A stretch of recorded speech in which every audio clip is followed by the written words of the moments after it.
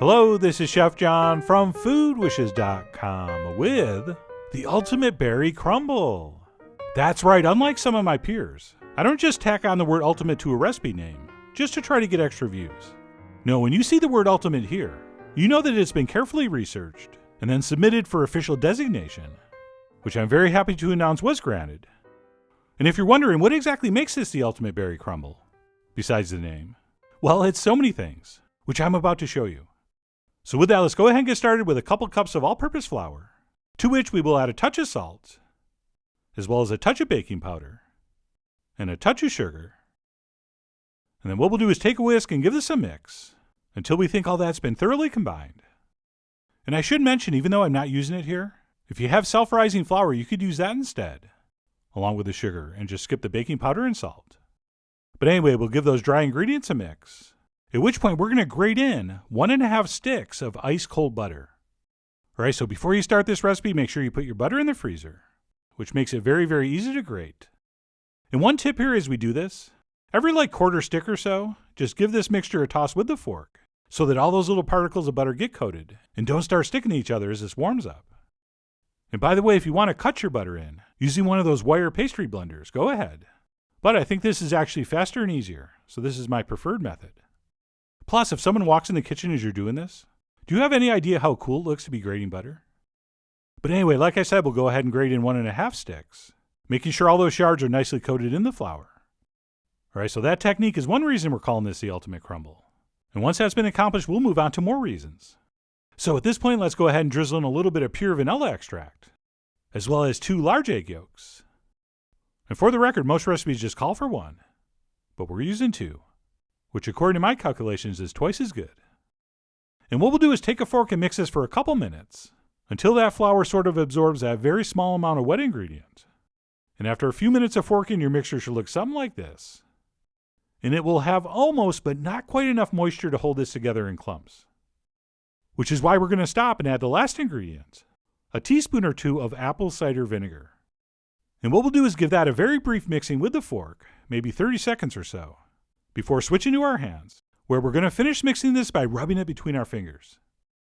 Alright, so get in there and get in deep.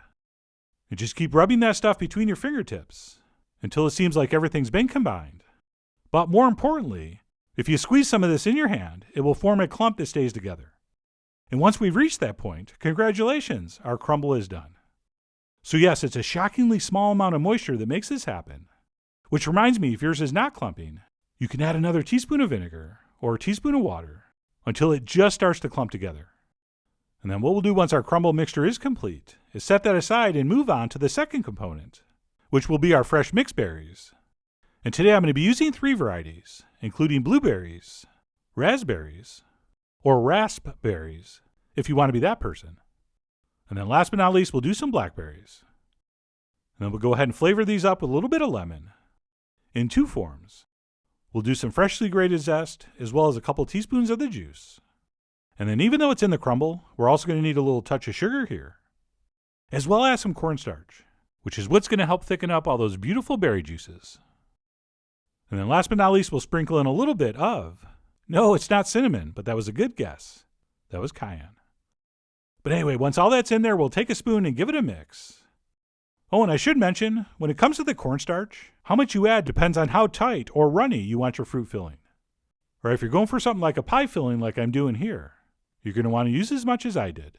But if you want something looser and juicier and more runny, then you'll simply cut the amount of cornstarch down or leave it out altogether. And I will definitely touch on this in the blog post. And I should mention that sugar is going to draw out a lot of liquid, so I generally like to do this step right before I'm about to assemble this. Which, now that that's all mixed up, I'm ready to do. And how that's going to start is by transferring about half of our crumble mixture into the bottom of our baking dish, which can be any shape, but it should be at least 2 or 3 inches deep and be able to fit about 2 quarts of contents.